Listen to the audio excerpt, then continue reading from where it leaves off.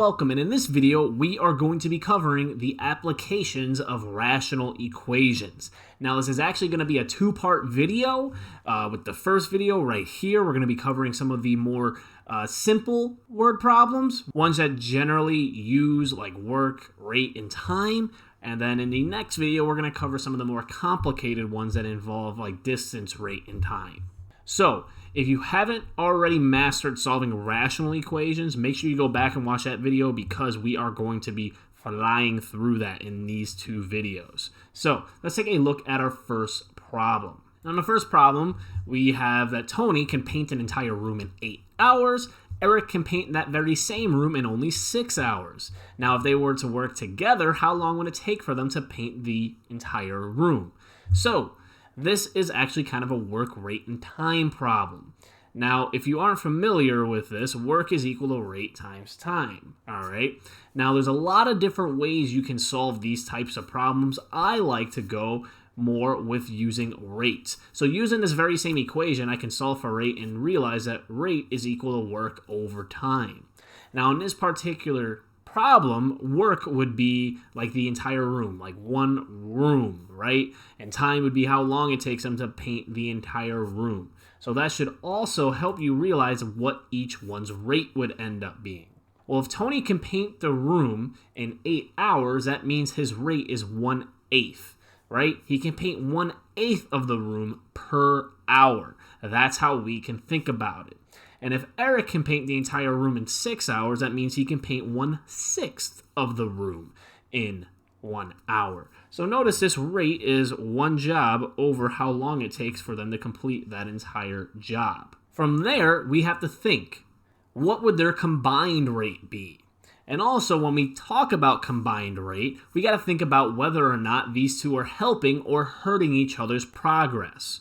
Well, in this particular case, each of them is painting a room, so they're helping each other, right? One is painting one wall, the other is painting like the other wall, in order for them to paint it a little bit faster. So they are helping one another. And the reason I mention that is because when these two forces are helping one another, we add their rates instead of equal to what their combined rate should be. And it should make sense, since they're helping each other, that the combined rate should be considerably faster than either of their individual rates. And what you see here is a pretty straightforward rational equation, one that we can solve using the exact same methods that we've done in the previous video. So what I would do is I would find the least common denominator amongst all of these fractions, which would end up being 24x, and I would multiply each side through by that least common denominator of 24x. Because once I do that, I'm going to get 24x over 8, which is going to reduce, right? 24 over 8 is 3.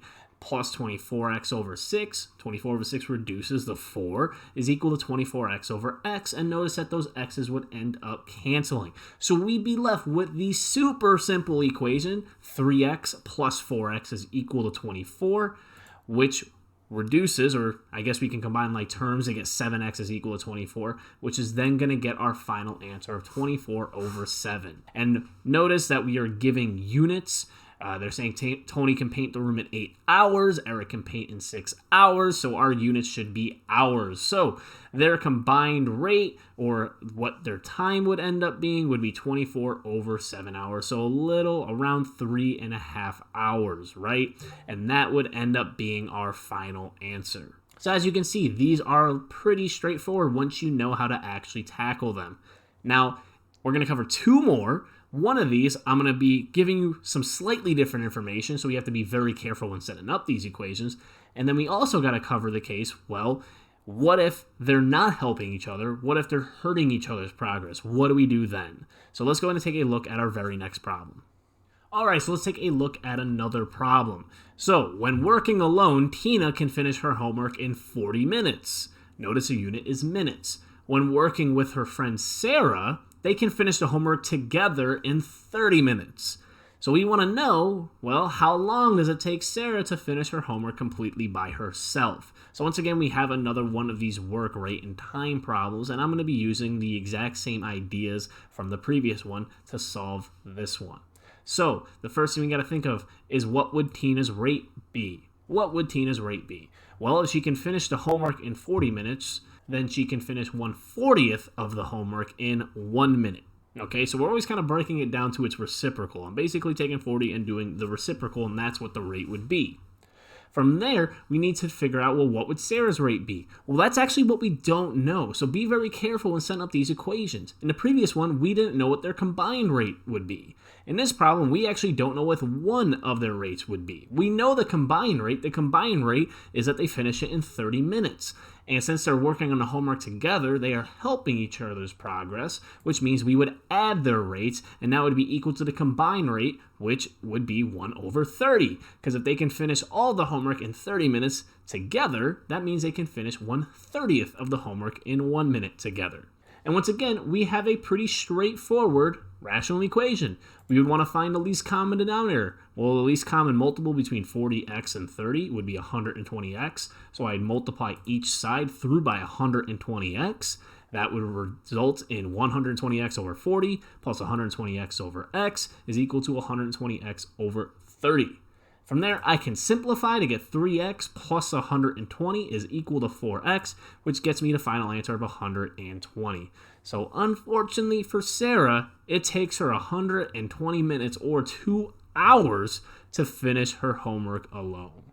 So notice in this problem that we mixed up what you were given. The first problem, we gave you both individual rates. We had to find a combined.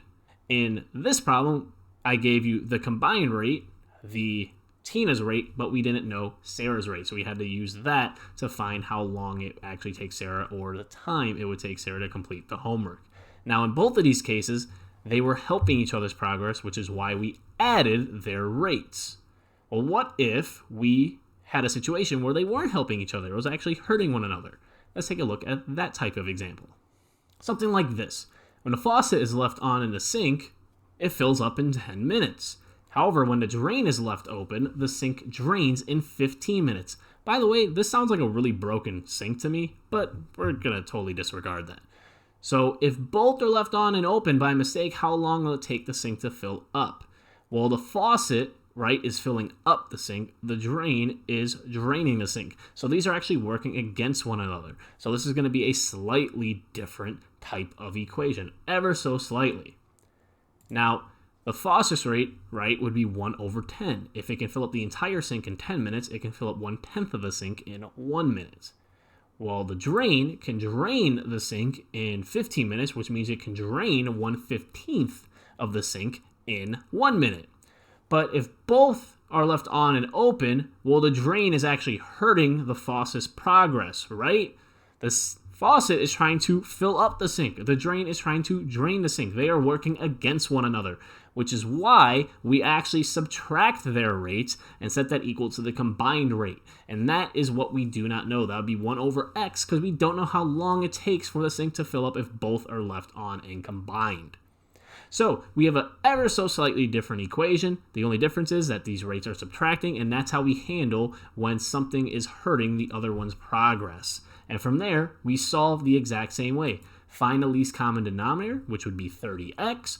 Multiply each side by the least common denominator, which would result in 30x over 10 minus 30x over 15 is equal to 30x over x, which reduces to 3x minus 2x is equal to 30, which gets us the answer of 30. And remember to always think about your units. We were given 10 minutes, 15 minutes, so our final answer should be in minutes. So the sink would take 30 minutes to fill up if the drain and the sink faucet were both left on. And that is the start of rational applications.